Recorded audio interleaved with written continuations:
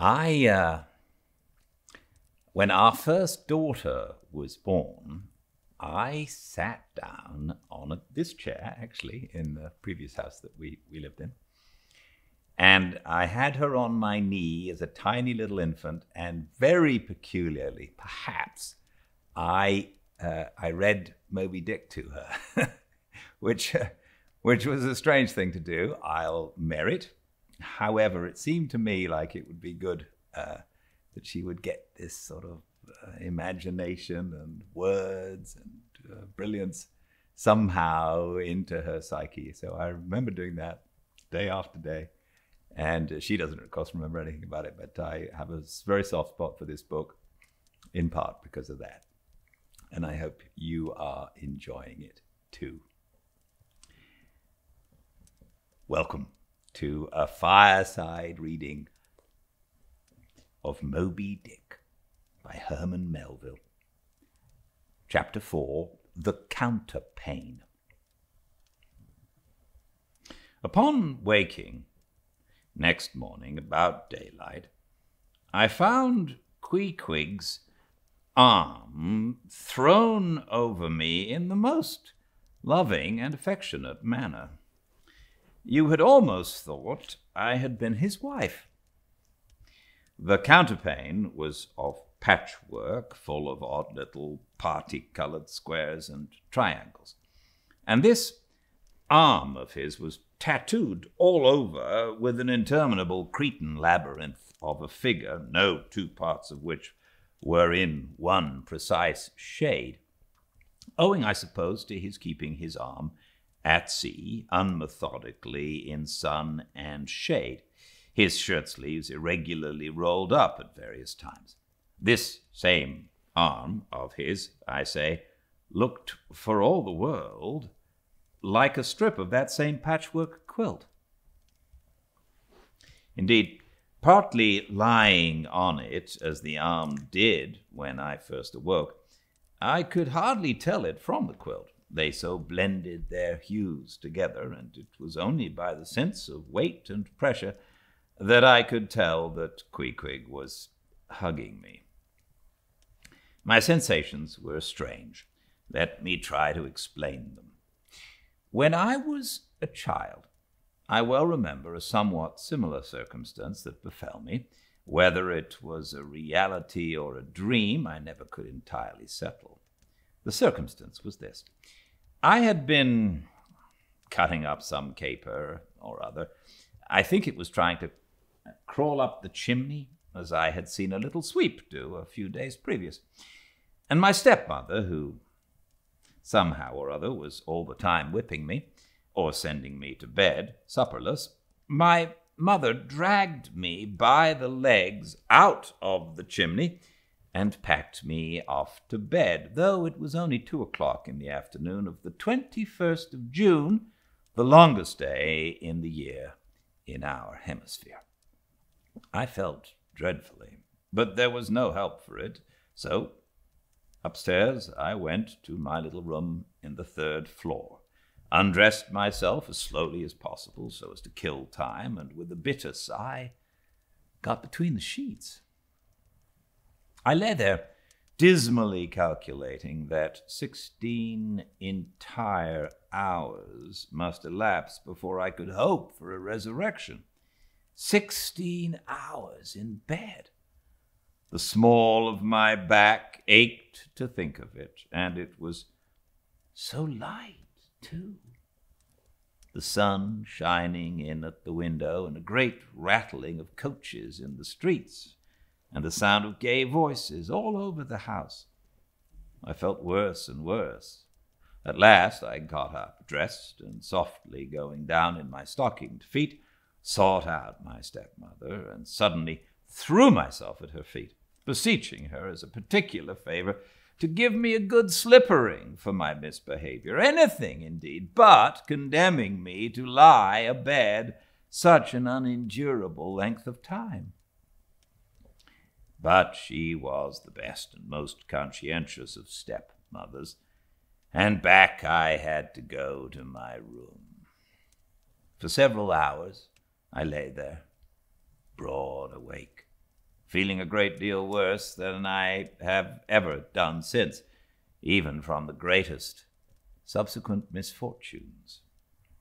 At last, I must have fallen into a troubled nightmare of a doze, and slowly waking from it, half steeped in dreams, I opened my eyes, and the before sunlit room was now wrapped in outer darkness. Instantly I felt a shock running through all my frame. Nothing was to be seen, and nothing was to be heard, but a supernatural hand seemed placed in mine. My arm hung over the counterpane, and the nameless, unimaginable silent form or phantom to which the hand belonged seemed closely seated by my bedside. For what seemed ages piled on ages, I lay there, frozen with the most awful fears, not daring to drag away my hand, yet ever thinking that if I could but stir it 1 single inch, the horrid spell would be broken. I knew not how this consciousness at last glided away from me, but waking in the morning, I shudderingly remembered it all, and for days and weeks and months afterwards, I lost myself in confounding attempts to explain the mystery. Nay, to this very hour, I often puzzle myself with it. Now take away the awful fear, and my sensations at feeling the supernatural hand in mine were very similar in their strangeness to those which I experienced on waking up and seeing Queequeg's pagan arm thrown round me.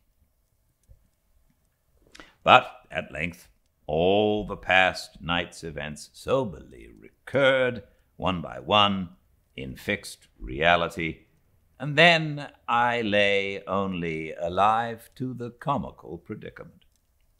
For though I tried to move his arm, unlock his bridegroom clasp, yet sleeping as he was, he still hugged me tightly as though naught but death shall part us twain.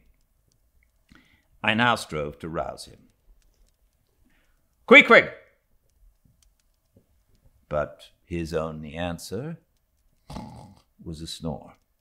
I then rolled over, my neck feeling as if it were in a horse collar, and suddenly felt a slight scratch. Throwing aside the counterpane, there lay the Tomahawk, sleeping by the savage's side, as if it were a hatchet-faced baby. A pretty pickle, truly, I thought. A bed here in a strange house in the broad day, with a cannibal and a tomahawk. "Queequeg, in the name of goodness, Queequeg, wake!" At length, by dint of much wriggling and loud and incessant expostulations upon the unbecomingness of his hugging a fellow male in that matrimonial sort of style, I succeeded in extracting a grunt, and presently he drew back his arm, shook himself all over like a Newfoundland dog, just from the water, and sat up in bed, stiff as a pikestaff, looking at me, and rubbing his eyes as if he did not altogether remember how I came to be there, though a dim consciousness of knowing something about me seemed slowly dawning over him. Meanwhile, I lay quietly eyeing him, having no serious misgivings now, and bent upon narrowly observing so curious a creature.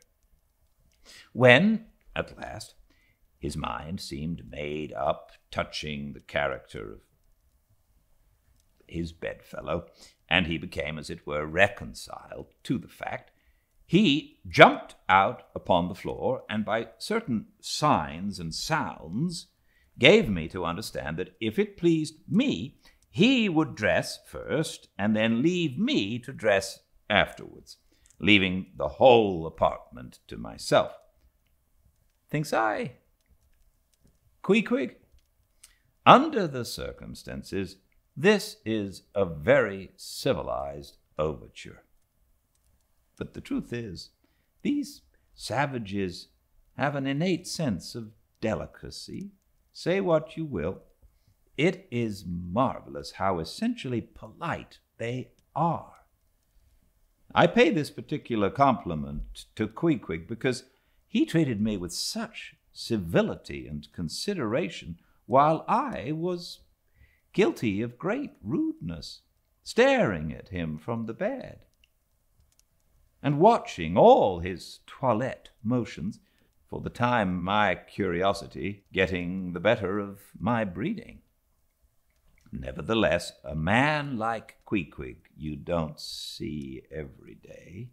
He and his ways were well worth unusual regarding. He commenced dressing at top by donning his beaver hat, a very tall one, by the by, and then, still minus his trousers, he hunted up his boots. What under the heavens he did it for, I cannot tell, but his next movement was to crush himself, boots in hand and hat on, under the bed. When, from sundry violent graspings and strainings, I inferred he was hard at work booting himself, though by no law of propriety that I ever heard of is any man required to be private when putting on his boots. But Queequeg, you see, was a creature in the transition stage, neither caterpillar nor butterfly. He was just enough civilized to show off his outlandishness in the strangest possible manners. His education was not yet completed. He was an undergraduate. If he had not been a small degree civilized, he would very probably not have troubled himself with boots at all. But then, if he had not been still a savage, he never would have dreamt of getting under the bed to put them on. At last he emerged, with his hat very much dented and crushed down over his eyes, and began creaking and limping about the room as if not being much accustomed to boots, his pair of damp, wrinkled cowhide ones, probably not made to order either, rather pinched and tormented him at the first go-off of a bitter cold morning. Seeing now that there were no curtains to the window, and that the street, being very narrow, the house opposite, commanded a plain view into the room, and observing more and more the indecorous figure that Queequeg made, staving about with little else but his hat and boots on, I begged him as well as I could to accelerate his toilet somewhat, and particularly to get into his pantaloons as soon as possible. He complied, and then proceeded to wash himself.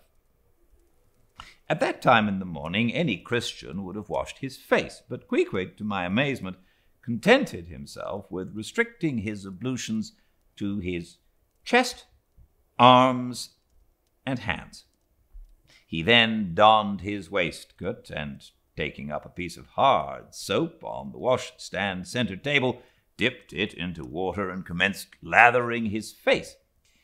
I was watching to see where he kept his razor, when, lo and behold, he takes the harpoon from the bed corner, slips out the long wooden stalk, unsheathes the head, wets it a little on his boot, and striding up to the bit of mirror against the wall, begins a vigorous scraping, or rather harpooning of his cheeks. Thinks I, Queequeg, this is using Roger's best cutlery with a vengeance. Afterwards I wondered the less at his operation when I came to know of what fine steel the head of a harpoon is made, and how exceedingly sharp the long straight edges are always kept. The rest of his toilet was soon achieved, and he proudly marched out of the room, wrapped up in his great pilot monkey jacket and sporting his harpoon like a marshal's baton. Chapter 5. Breakfast. I quickly followed suit, and descending into the bar-room, accosted the grinning landlord very pleasantly. I cherished no malice towards him, though he had been skylarking with me not a little in the matter of my bedfellow. However, a good laugh is a mighty good thing, and rather too scarce a good thing, the more's the pity. So if any one man in his own proper person afford stuff for a good joke to anybody, let him not be backward, but let him cheerfully allow himself to spend and be spent in that way. And a man that has anything bountifully laughable about him, be sure there is more in that man than you perhaps think for. The bar-room was now full of the boarders who had been dropping in the previous night, and whom I'd not as yet had a good look at. They were nearly all whalemen, chief mates, and second mates, and third mates, and sea carpenters, and sea coopers, and sea blacksmiths, and harpooners, and ship-keepers. A brown and brawny company with bosky beards, an unshorn, shaggy set, all wearing monkey jackets for morning gowns. You could pretty plainly tell how long each one had been ashore. This young fellow's healthy cheek is like a sun-toasted pear in hue, and would seem to smell almost as musky. He cannot have been 3 days landed from his Indian voyage. That man next to him looks a few shades lighter. You might say a touch of satin wood is in him. In the complexion of a third still lingers a tropic tawn, but slightly bleached withal. He, doubtless, has tarried whole weeks ashore. But who could show a cheek like Queequeg's, which, barred with various tints, seemed like the Andes' western slope, to show forth in one array contrasting climates, zone by zone. "Grub, ho!" now cried the landlord, flinging open the door, and in we went to breakfast.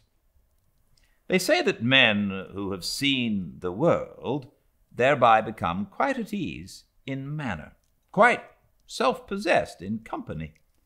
Not always, though. Ledyard, the great New England traveller, and Mungo Park, the Scotch one, of all men they possessed the least assurance in the parlour. But perhaps the mere crossing of Siberia in a sledge drawn by dogs, as Ledyard did, or the taking a long solitary walk on an empty stomach in the Negro heart of Africa, which was the sum of poor Mungo's performances, this kind of travel, I say, may not be the very best mode of attaining a high social polish. Still, for the most part, that sort of thing is to be had anywhere. These reflections just here are occasioned by the circumstance that, after we were all seated at the table and I was preparing to hear some good stories about whaling, to my no small surprise, nearly every man maintained a profound silence. And not only that, but they looked embarrassed. Yes, here were a set of sea dogs, many of whom, without the slightest bashfulness, had boarded great whales on the high seas, entire strangers to them, and duelled them dead without winking. And yet here they sat at a social breakfast table, all of the same calling, all of kindred tastes, looking round as sheepishly at each other as though they had never been out of sight of some sheepfold among the green mountains. A curious sight, these bashful bears, these timid warrior whalemen.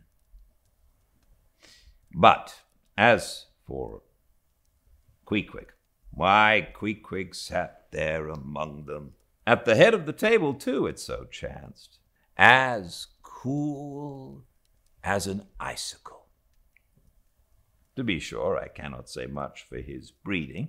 His greatest admirer could not have cordially justified his bringing his harpoon into breakfast with him and using it there without ceremony, reaching over the table with it to the imminent jeopardy of many heads, and grappling the beefsteaks towards him.